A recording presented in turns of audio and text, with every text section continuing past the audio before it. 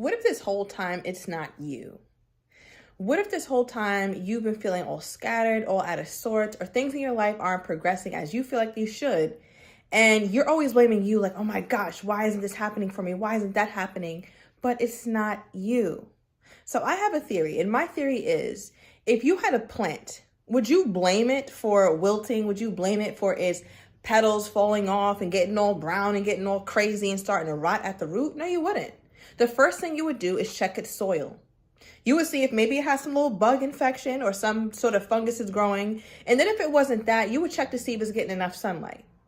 Then you would check to see if it was properly hydrated. You would check to see if it's getting the nutrients and the vitamins that it needs to thrive. You wouldn't question the actual product like you question yourself. You would question the environment. You would question everything around it. You would question the very soil that it's potted in. So when we sit here and we're so hard on ourselves as to why we're not excelling in certain areas of our life, we need not to only question ourselves, but also look around ourselves. What are we concerning ourselves with? So just like that plant, right? We ingest things, we eat, right? So there's the quality of our foods, and there's a quality also of what we take in, not food, but what we take in by our sight, and what we take in by our ears, and what we take in by our spirit. First, what are you hearing? Who's talking to you? Who you got in your ear? Okay, who is talking to you, filling your mind up? Or better yet, what is already in your mind that you keep replaying? Is it maybe some limiting beliefs that you learned about yourself when you were younger, or somebody who didn't quite know how to care for you? Is that still plaguing your mind? Are you still kind of navigating life from those beliefs or feeling a little inadequate in that way? What are you eating, right? So many of us don't pay attention to our diet. I don't have my juice right now. I did drink it earlier, but some of us don't pay attention to our diet, like myself at one point, wondering why I'm sluggish, why I always need a nap as soon as I wake up. Listen, I will just sweep the house and I'm tired, I'm fatigued, I need to lay down. Right? But as I started to incorporate more fruits, veggies, more whole foods, I have more energy. And in turn, that energy helps feed my brain, feeds my mental health. So I end up being a more healthier, a more positive, a more productive version of myself. Right? And we also have to think, what is our environment like? Are you watching certain things that don't help you? Because we have to understand that food or intake is not just the food, it's everything around us. And that is the main reason that I have found in my own life as to why I wasn't excelling the way that I should. You have to look at yourself, because it worked for me, right? You have to look at yourself as a perfect being. And I know that's hard because we all know, oh, I'm not perfect and there's things wrong with me and blah, blah, blah. I could be better. We know that. We don't need to go into that in the video.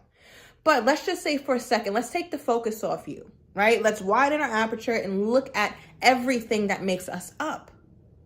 Even down to what it is that the people closest to you, how they speak to you. How do they respond to you? Do they uplift you when you're having a great day or not? So those are the things you need to cut off. Those are the things that you need to turn away from, or find a different group, find a more supportive system.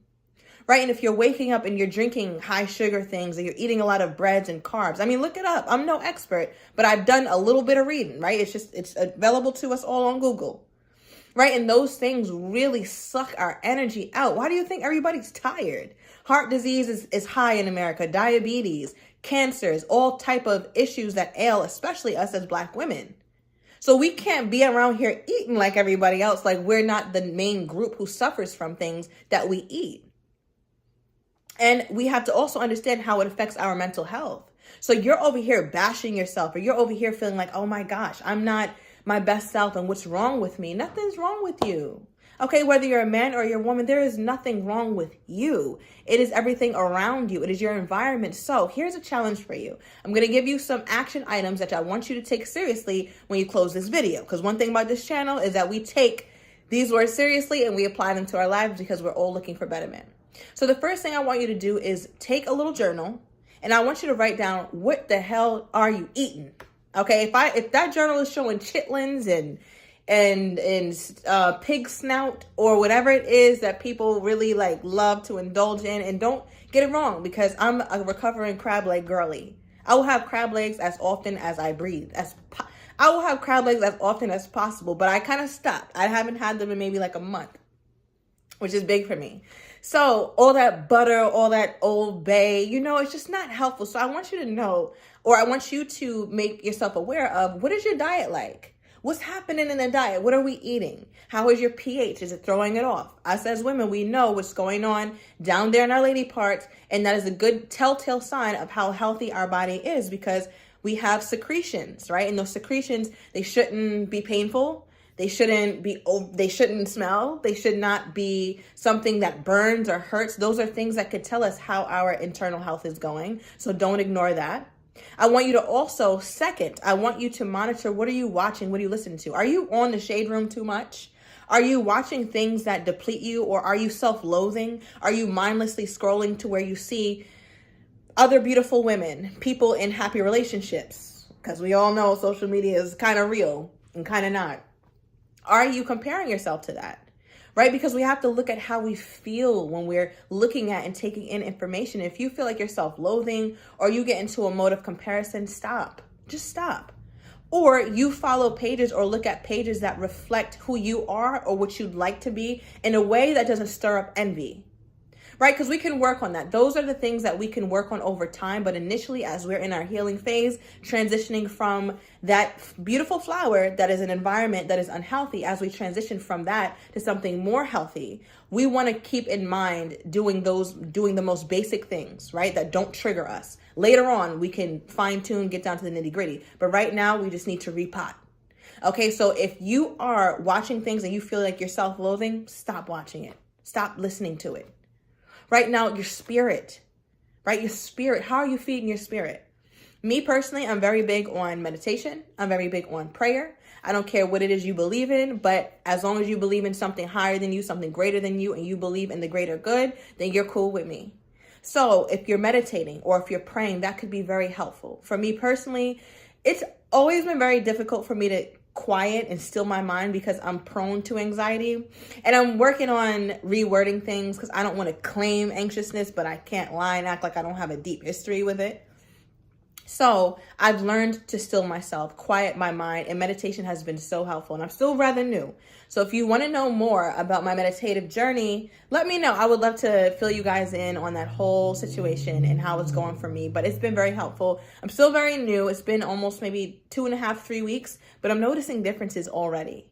Right? So I'm saying all that because we need some sort of practice that grounds us, that helps us go inward and check in with our spirit and our soul. How am I feeling? How am I doing? I want you to be able to pick up on things like, where does sadness store itself in your body? Where does grief? What happens when you get anxious? What happens when you get mad? Do you notice your blood pressure start to rise? Do you get a little bit flustered? Do you feel sweaty? Do you feel hot?